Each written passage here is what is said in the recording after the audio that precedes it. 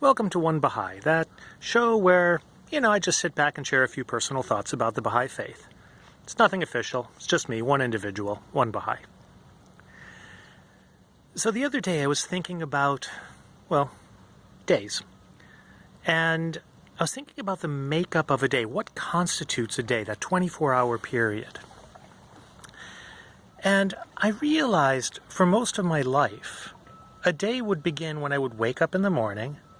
I would get up, I would wash, I would say some prayers, read a little bit of the writings, and then for the next number of hours I would sort of meditate on what I had read, and I would think about it throughout the day as I was working.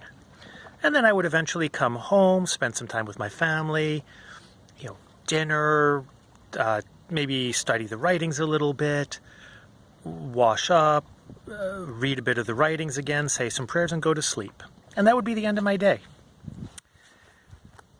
But it occurred to me recently that in the Baha'i faith, the day doesn't begin when we wake up. It begins, with sunset. It begins at when the darkness of the night is beginning. That's the start of our day.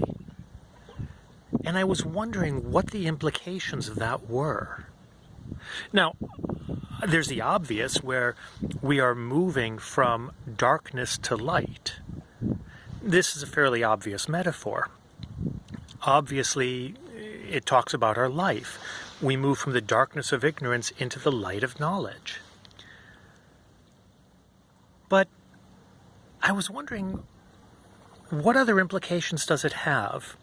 And I realized that my old way of thinking about my day sort of negated a third of my life. It sort of got rid of my sleep period.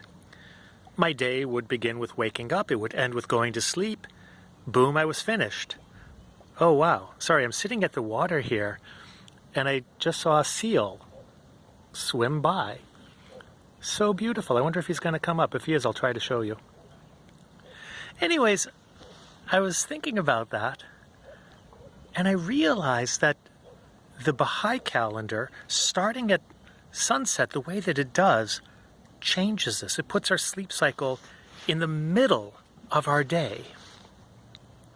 You see, it occurred to me that by restructuring what I think of as a day, it begins with my family.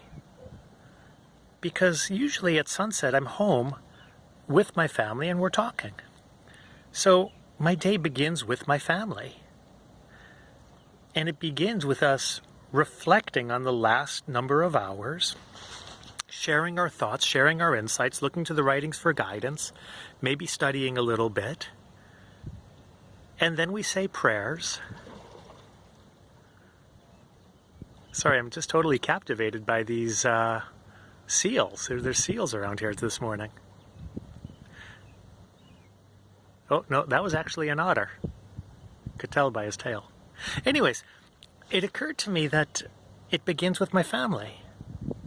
And then, after reading the writings, after studying with them, getting their insights and offering my own thoughts, we say our prayers, we head off to sleep, at which point our spirit is more susceptible to the response of those prayers.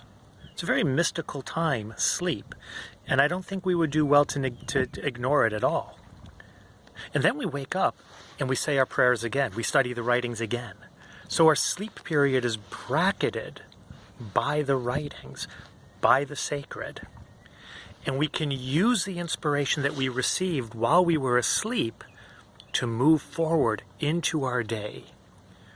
We can do our services, we can perform our work, all with the spiritual guidance of the writings and that inspiration that we receive while we're asleep. And I really love that, because instead of ignoring the sleep time, it becomes a central focus of our day. And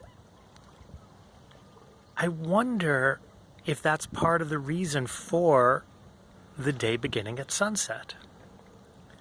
Now, of course, there are other reasons for this, I'm sure.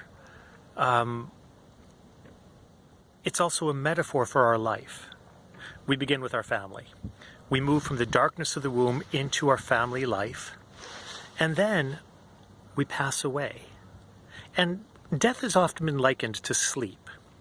And I wonder, obviously I don't know offhand, but I wonder if when we pass away, if it is a moment when we are absolutely alone for a short time, recalibrating ourselves, getting used to this new spiritual reality in which we will find ourselves before we move forward into that new reality, which is like a daytime compared to the night season. We know that the next world is going to be so much bigger, so much more expansive and aware. Well, that to me sounds like waking up. So I was thinking about that, and there's all sorts of other things too. You know, for example, in the book of Genesis, we read in day 4 that God created the greater luminary and the lesser luminary, and the lesser luminary rules over the night, and the greater luminary rules over the day. And I've seen this as Baha'u'llah and the Bab. We could see the Bab as that lesser luminary ruling over the night. All of those prophets of God that moved from the time of Adam until the time of the Bab. And Baha'u'llah being the greater luminary that rules over the day that shall not be followed by night. So in a sense, we could see the entire creation as a single day, and here we are at the cusp of sunrise.